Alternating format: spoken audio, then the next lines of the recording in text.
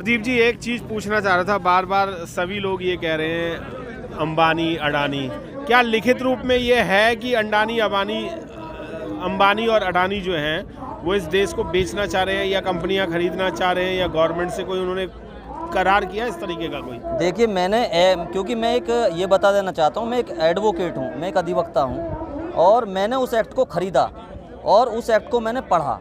क्योंकि जो आपने बात कही कि भाई वो कम से कम पता लगे कि ऐसी क्या बात है कि अडानी और अंबानी के बारे में हम क्या कह रहे हैं, क्यों उससे जो है देश बेचा जा रहा, नहीं बेचा जा रहा। तो उसमें मैं एक शब्द बता देना चाहता हूँ। उसमें शब्द फार्मर और एक है स्पॉन्सर।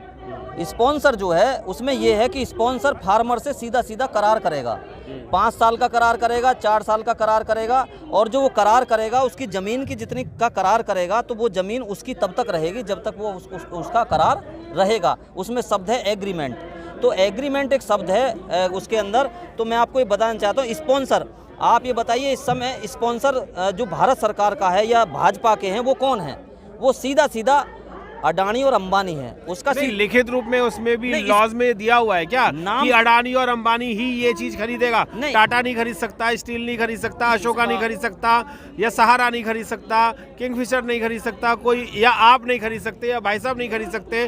क्या यही 2 लोग हैं बस जो खरीदने वाले, और कोई नहीं है? नहीं, गवर्नमेंट जो है सिर्फ इन्हीं 2 लोगों को प्रोजेक्ट देगी और गवर्नमेंट किसी को भी दे सकती है। गवर्नमेंट किसी को भी दे सकती है, पूंजीवाद को दे सकती है, क्योंकि उसमें पूंजीवाद है सीधा। जो ये लोग हैं जो ऊपर बैठे हैं, जो आपने नाम लिए, चाहे डालमिया है, अडानी है, अंबानी है, और भी है, तो ये किसी को भी दे सकते हैं। सीधा सीधा ये है कहने का मतलब कि आप ये बताइए, जब भारत की एक सरकार है और सरकार जो संवैधानिक तरीके से चलती है, उसमें कृषि मंत्री भी होता है, विधि मंत्री भी होता है, उसमें जो है जेल मंत्री भी होता है, सारे मंत्री होते हैं, वो अपना अपना विभाग देखते हैं। जब ये विभाग देखते हैं तो आप ये बताइए कि पूंजीपतियों को आपको बेचने की जरूरत क्यों पड़ रही है? आप ये बताइए, चाहे कोई सा भी पूंजीपति है, अडानी अंबानी का नाम इसलिए आता है क्योंकि इस देश को अगर BSNL को गर्त में डालने का काम किया तो भारत की सरकार, मोदी सरकार ने किया। वो इसलिए किया क्योंकि जियो को बढ़ाने का काम किया, मोदी जी ने उसका उद्घाटन खुद किया।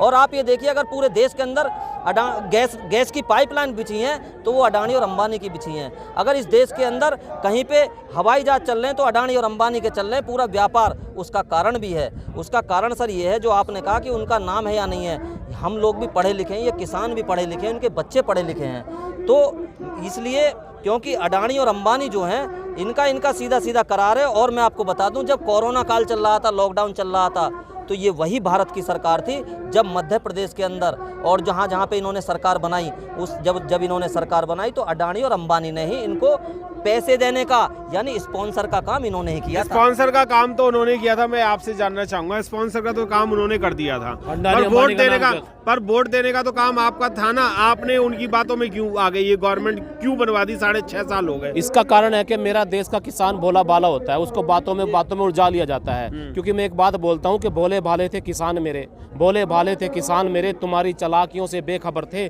सत्ता उनको सौंप दी जो अंग्रेजों के मुखबर थे। हमने गलती होगी, अब हमने सत्ता उनको सौंप दी। अभी आप एक की बात पूछ रहे थे यहाँ कि भाई अंबानी और अडानी का ही नाम क्यों आ रहा है? उस बिल के हिसाब से तो कोई भी ले सकता है। हाँ। इसका मैं एक RTI से पता चला, क्यों मैं हरियाणा से आता हूँ। हरियाणा में मई में इसको CLU चेंज करके 200 एकड़ की करनाल के पास नौलथा गाँव में अडानी को, अंबानी को गोदाम बनाने के लिए दे दी गई ज़मीन। और बिल कब एक्ट कब पास हुआ? ये जून में पास हुआ, जब लॉकडाउन लगा हुआ था। एडवांस में देने का मतलब क्या होता है? अपने आदमियों को लाभ पहुंचाना। क्योंकि इनकी एक इन्वेस्टमेंट, क्या एक कंप्रोमाइज़ हुआ था 2014 से पहले कि हम मोदी का इन्वेस्ट करेंगे PM को बनाने के लिए। कई हज़ार करोड़ रुपये इन लोगों ने लगाया। वो कई हज़ार करोड़, कई हज़ार लाखों करोड़ बना, वापस करना पड़ेगा इसको। अब समस्या ये है, किसान बोलता है घर वापसी नहीं, बिल वापसी नहीं। अब अंबानी बोलता है बिल वापसी तो पैसा वापसी। अब मोदी जी यहाँ के फंस चुके हैं। अब बार बार बात यही आती है कि भाई बिल में बुराई क्या है? मैं बड़ी सीधी, बिल वापसी तो क्या था, दोबारा बोलना।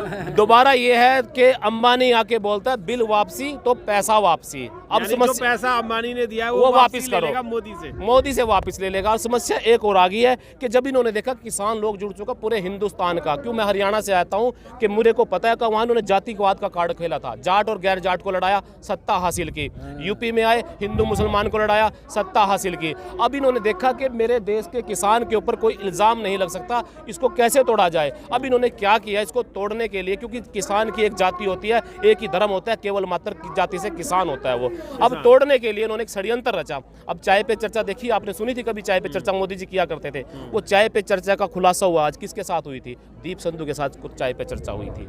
उसके बाद षड्यंत्र रचता है एक, जिसको ये लोग चाणक्य बताते थे, वो षड्यंत्रकारी निकला। ये षड्यंत्र किसके साथ रचा गया? दीप सिंधु के साथ मिलकर रचा गया।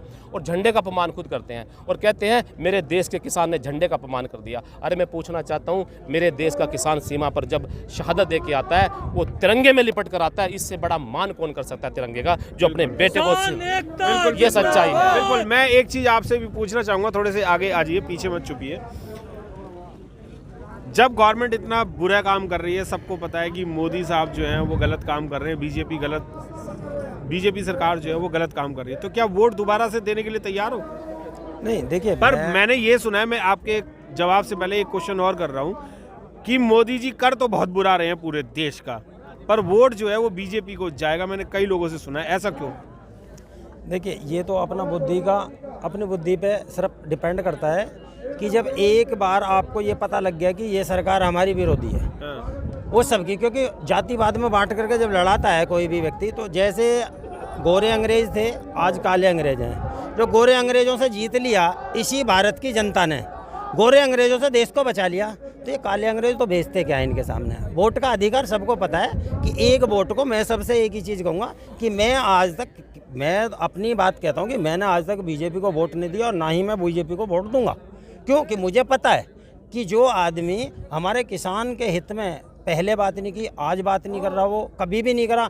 अभी 6.5 साल के वक्त जो कार्यकाल हो गया, इस कार्यकाल में शिक्षा, स्वास्थ्य, रोजगार, सारी कंपनी बेच दी, कंपनी कोई नहीं खोली। जो 65-70 साल में जो आज तक जो बनाया था वो तो सारा बेच दिया उन्होंने। गवर्नमेंट जॉब भी खत्म, जो गवर्नमेंट जॉब खत्म कर दी। जब इसी किसान का बच्चा जो आज फौज में है, इस फौज को भी जब अडानी अंबानी का लेवल लग जाएगा यहाँ, जो आज इंडियन फौज लिखा जाता है, BSF लिखा जाता है, तो जब अडानी अंबानी की पुलिस होगी वो, तो वो किसकी फिर बात सुनेगा? वो हमारी किसान की थोड़ी सुनेगा, फिर वो उनकी सुनेगा, क्योंकि वो उनका गुलाम बन जाएगा। तो फिर अगर ऐसे ही करना है तो अडानी अंबानी को ही राष्ट्रपति और प्रधानमंत्री क्यों ना बना दिया जाए? सीधी उनको बता दिया जाए, वो फिर ईमानदारी से काम करेंगे। बीच के लोगों को हटाओ ना, बीच के जो बिचौलिया हैं फिर इनको हटाया जाए। जब अडानी अंबानी अगर वो ये कहते हैं कि किसान के पक्ष का ये बिल, तो अडानी अंबानी यहाँ मंच से आकर के, किसान मंच से आकर के बताएं कि भाई कैसा पक्ष का ये बिल, यहाँ आकर के बताएं ना। वहाँ से क्यों बोल रहे हैं वो? जैसे किसान रात को, अब दिसंबर का महीना पूरा निकल गया, ठंड में कितने लोगों की यहाँ शहादत हो गई, कितने लोग यहाँ बीमार हो गए, इनको बताएं ना। इनको ठंड, वो तो एसी में बैठे हैं, हीटर में बैठे हैं, लेकिन गर्मी में उनको एसी नहीं छूटता, सर्दी में उनका जो है हीटर नहीं छूटता। तो आज इस किसान को, ये तो गर्मी में भी कमाता है इंसान खेत में, और तुम्हें अन्न देता है। जिस आदमी ने अन्न नहीं खाया, जिसने गोबर खाया, वो तो बीजेपी का समर्थक है, लेकिन जो अन्न खाता है वो हकीकत में आज किसान के समर्थक है। तो यानी अब जो बीजेपी को वोट देगा वो गोबर खाऊ है, हकीकत में गोबर खाऊ है। जो बीजेपी को वोट देगा वो गोबर खाऊ है। आप क्या कहना चाहेंगे संजय मंथन जी? मैं इसके बारे में आपसे पूछना चाहूँगा, बहुत लेखन आपने लिखे हैं और आंदोलन पे कुछ गीत भी आपने किए हैं तैयार। क्या कहना चाहेंगे कि आंदोलन बढ़िया चल रहा है या ख़त्म हो चुका है? जी, एक वक्त को तो ऐसा लगा था, अभी 2-3 दिन पहले जो भी अभी सीन हुआ कि ये जो बता रहे थे मीडिया में कि ये खाली हो गया, और टिकैत साहब का जो वीडियो जारी हुआ था भावुक होते हुए, तो उसकी वजह से उसने एक नई चेतना पैदा की है किसानों के अंदर। और किसान जो क्या नाम है, इस मोर्चे को ख़त्म करने के लिए जो षड्यंत्र रचा था सरकार ने, वो अब धराशायी हो गया, विफल हो गया है, और लोग आते ही जा रहे हैं, यहाँ कारवां बढ़ता ही जा रहा है। तो सरकार भी अब सोचने पे मजबूर हो गई है, और जो यहाँ के लोगों ने बहुत अच्छा अपना प्रदर्शन कर रहे हैं, अपना मोर्चे को संभाला हुआ है, डट के संभाला हुआ है, लेकिन सरकार भी अपने षड्यंत्रों से बाज नहीं आ रही है। बिल्कुल, सरकार षड्यंत्रों से बाज नहीं आ रही। मैं आपसे पूछना चाहूँगा, टिकैत साहब अगर आह्वान नहीं करते तो ये इतनी भीड़ दोबारा नहीं आती, और क्या एक टिकैत साहब आह्वान करते हैं और ये हज़ारों की तादाद में किसान दोबारा आ जाते हैं, तो सारे लोग आह्वान करेंगे तो कितने लोग होंगे और करना चाहिए कि नहीं? गिनती नहीं होगी, किसी भी प्रदेश से, हर प्रदेश से यहाँ आदमी है। और ये अभी छोटी सी वीडियो है, एक ये तो बहुत छोटा सा है कि एक अभी तो आवाज़ नहीं मारी है, और आवाज़ मार दी ना तो यहाँ जगह नहीं मिलेगी। आवाज कब मारोगे? जब मर जाओगे तब मारोगे। लोग आ गई, अब देखिएगा, अब भरे पड़े हैं, 2-2, 3-3 किलोमीटर लोग लगे पड़े हैं, और आने नहीं दे रही है पुलिस लगी है। ये तो गलियों और से आ रहे हैं। डिस्ट्रिक्ट वाई, तहसील वाई, थाने वाई रोक रही है। बिल्कुल रोका तो बहुत जा रहा है। आवाज कब लगेगी? अगर आवाज ही लगानी है तो एक जोर से आवाज मारी दो। ये 2-2.5 महीने का टाइम हो गया, लोगों की शहादत हो रही है यहाँ पर, लोगों को परेशान किया जा रहा है, यहाँ पर मारा पीटा जा रहा है, आंसू गैस के गोले छोड़े जा रहे हैं, सबके हाथ पैर तोड़े जा रहे हैं, ट्रैक्टर भी तोड़े गए हैं, बहुत सारे टेंट भी तोड़े गए हैं, बिजली बंद कर दी है, पानी बंद कर दिया, साफ सफाई बंद कर दी है। कब आवाज लगाओगे? जब आदमी मर जाएगा तब आवाज लगाओगे। देखिए आवाज तो रेगुलर लगा रहे हैं। और फिर मैं ये कहता हूँ, जिस रात की ये बात है, कल परसों रात की जब ये बात है, तो मैं बुलंदशहर में अपने घर पे था, लेकिन दिल में पल पल ये बात थी कि मैं अब उठ के चलूं और अब उठ के चलूं। सर मैं ये कह रहा हूँ, आवाज कब लगेगी?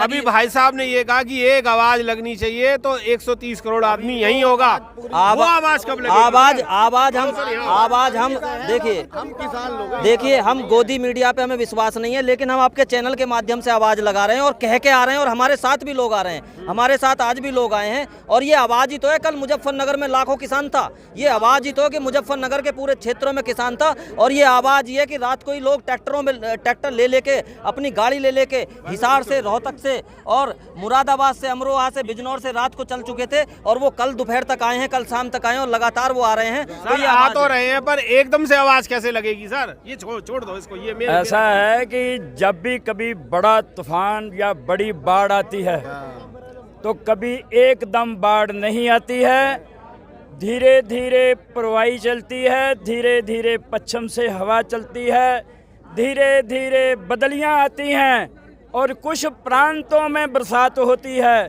फिर ऐसा मौसम बनता है कि पूरे हिंदुस्तान और पास के दूसरे देशों में भी बरसात होती है, और फिर ऐसा तूफान आता है कि जितनी गंदगी होती है वो सब भी बहा के छोटे नाले नदियों को भर के और समुद्र में डाल देती है, और इस धरती का मुखड़ा धो देती है। मैं इतनी ही बात कहना चाहता हूँ, ये जल्दी नहीं होने वाला है, इसको टाइम लगेगा, ये दुनिया सारी जा चुकी है। 2 शब्द मैं और कहना चाहता हूँ, पानी में लठ मारने से कभी पानी 2 नहीं होते हैं। बिल्कुल सही बात। पानी में लठ मारने से कभी 2 नहीं होते हैं। ये देश की कुछ ऐसी ताकतें हैं जो हिंदू सिखों को लड़ाना मरवाना चाहती है। ये सारी जनता वो चीज़ नहीं है, ये पढ़े लिखे बच्चे हैं, पढ़े लिखे नौजवान हैं, पढ़ा लिखा देश है। ये इस देश की हर बात, हर नब्ज को पहचानता है। हमें अपने सिख होने का प्रमाण पत्र नहीं देना पड़ेगा। इस देशवासियों को पता है कि सिख कौन है, सिख देश के रक्षक हैं या कि ये विदेशी हैं। यहाँ कोई खालिस्तान की डिमांड करने नहीं आया है, ना कोई खालिस्तान मांगता है, ना हमें खालिस्तान चाहिए। हमारा सारा हिंदुस्तान खालिस्तान है। सब जगह हम शांति से, शान से बस रहे हैं। सिखों को अगर वो किसी भी प्रांत में बसा है तो वो अपने कर्मों से बेशक दुखी हो, पर वो दुखी नहीं है। बिल्कुल दुखी नहीं है। अभी सर ने कहा कि पानी में लाठी मारने से 2 नहीं होते, तलवार भी मारेंगे तो पानी काट नहीं सकते। क्या ये विभाजन जो ये सरकार कर रही है, क्या हो पाएगा? ये जो ये आपस में लड़ाना चाह रही है, या लोगों के बिल पास नहीं कर रही है, इन पे अत्याचार कर रही है, इसके बारे में क्या कहना चाहिए? ये सरकार नहीं कर पाएगी अत्याचार, क्योंकि सब किसान आंदोलन किसानों के साथ हैं, और किसान ही नहीं रहेगा तो कहाँ से खाएगी सरकार भी? जब किसान का अनाज नहीं बोए, ज़मीन नहीं उगाएगा तो कहाँ से वो खिलाएगा, है ना? तो इसलिए सब किसानों के साथ हैं, बस यही कहना चाहूँगी। सब लोग किसानों के साथ। मैं एक बात ये कहना चाहता हूँ, मैं ये कहना चाहता हूँ, जो अभी जो सरदार जी ने कहा, अब ये आज किसान जब यहाँ खड़े हैं तो सिखों को खालिस्तानी ये कह रहे हैं, तो मैं आपके चैनल के माध्यम से सभी जाति धर्मों के लोगों को ये बताना चाहता हूँ कि जब शाहीन बाग में मुसलमान बैठे थे एनआरसी एनपी के खिलाफ, तो वहाँ भी इन्होंने अपने आरएसएस के और भाजपा के गुंडे रिवॉल्वर लेके भेजे थे और वहाँ भी उन्होंने देशद्रोही उन मुसलमानों को बताया था। और इन्हीं लोगों ने, आरएसएस के गुंडों ने ही दलितों को 2 अप्रैल को गोलियां मारी थी और ये आज भी यही काम सिखों के साथ खालिस्तानी बता के कर रहे हैं। तो मैं बताना चाहता हूं कि ये टुकड़ों में कभी मुस्लिम के साथ, कभी दलित के साथ, कभी सिख के साथ और कभी किसान के साथ। लेकिन मैं ये कहना चाहता हूं कि आज ये जो पूरी आंच आई है पूरी कौम पे, पूरे भारत पे, मैं इसे कौम इसलिए कह रहा हूं क्योंकि किसान एक कौम है, किसान एक कौम है। सारे भारतीय एक कौम में आते हैं। बिल्कुल, किसान एक कौम में आते हैं। यदि वो अन्न जो पैदा हो रहा है, अन्न पैदा हो रहा है क्योंकि ये और एक बात समझ लें, जब अडानी और अंबानी किसी खेत का करार करेंगे, किसान से एग्रीमेंट करेंगे, तो ये समझिए कि उसका रेट भी वही तय करेंगे। और इसी बात की यहाँ बात हो रही है कि आप उसका जो मूल्य तय करिए। आप वो जो आज जो 20 रुपए किलो आटा या 10 रुपए किलो आटा है वो 100 रुपए हो जाएगा। बिल्कुल बिल्कुल, उसका एग्जाम्पल, उसका प्रमाण लाला रामदेव है, उसका प्रमाण लाला रामदेव है, उसका प्रमाण लाला रामदेव इसलिए है क्योंकि आपने देखा है कि जो बड़े बड़े मॉल हैं वहाँ सब्जी पैक करके आ रही है। जो गोभी 10 रुपए की है वो गोभी आज 150 रुपए की मिल रही है। तो सीधा जब पूंजीवाद के लोग, ये पूंजीपति लोग उसको खरीदेंगे तो वो 150 रुपए किलो आटा मिलेगा। आप क्या कह रहे थे अभी? मैं ये कहना चाहती हूँ अब पूरे हिंदुस्तान को खड़ा होना चाहिए। ये किसान का नहीं है मामला, ये पूरे सबका मामला है। अच्छा, एक चीज कहना चाहूंगा, हिंदुस्तान को खड़ा होना चाहिए या पूरे भारत को खड़ा होना चाहिए? पूरे भारत को खड़ा होना। जब हम भारत में रहते हैं तो हमें भारत कहना चाहिए। हर जगह भारत है, हिंदुस्तान तो कहीं नहीं है ना। हिंदुस्तान कह के हिंदुओं का स्थान कर देते हैं और पूरे भारत में सारे हिंदू नहीं है, भारत है ना। फिर तो भारत के लोग रहने चाहिए, हिंदुस्तान के भारत के लोग सबको खड़ा होना चाहिए क्योंकि ये अगर आंदोलन हमारा फेल होता है तो हमको 150 रुपए किलो आटा खाना पड़ेगा और हमारी जो जमीन है उस पे हमें मजदूरी करनी पड़ेगी। मैं ये कहना चाहती हूँ अगर ये आंदोलन को फेल नहीं होने दिया जाए, पूरे भारत को खड़ा होना पड़ेगा, सरकार को आना पड़ेगा यहाँ पर। मैं चाहती हूँ ये जो हम लोग आज थोड़े लोग हैं, पूरा भारत खड़ा हो इसमें। ये आंदोलन को फेल नहीं होने देना चाहिए क्योंकि हमारी ही जमीन पे मजदूरी कराएगा, ये हमारे अन्नदाता और हमारी ही जमीन पे हमें मजदूरी कराएगा। और पीछे मत बोलो आप कैसे कहा उसे? वो ठीक बोल रही है वो।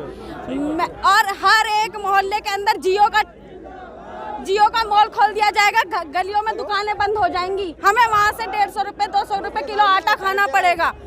उससे हमारे बच्चे कुछ मरेंगे कि जिएंगे बताओ। और वहाँ से 1-2 रुपए किलो अनाज मिलता है जहाँ से किसान लोगों से लिया जाता है, यहाँ तक 10 किलो का 300 रुपए का कट्टा खरीद के खाना पड़ता है। क्या ये हमारा ये हाल होने वाला है कि अगर इसमें सारे भारत को इकट्ठा होना पड़ेगा, ये संविधान से चलेगा, ये हमारे बाबा साहब के पूरा बोलना, यानी बाबा साहब ने जो संविधान बनाया था उसके अनुकूल चलेगा, नहीं तो ये देश बर्बाद कर दिया जाएगा। जय जवान जय किसान।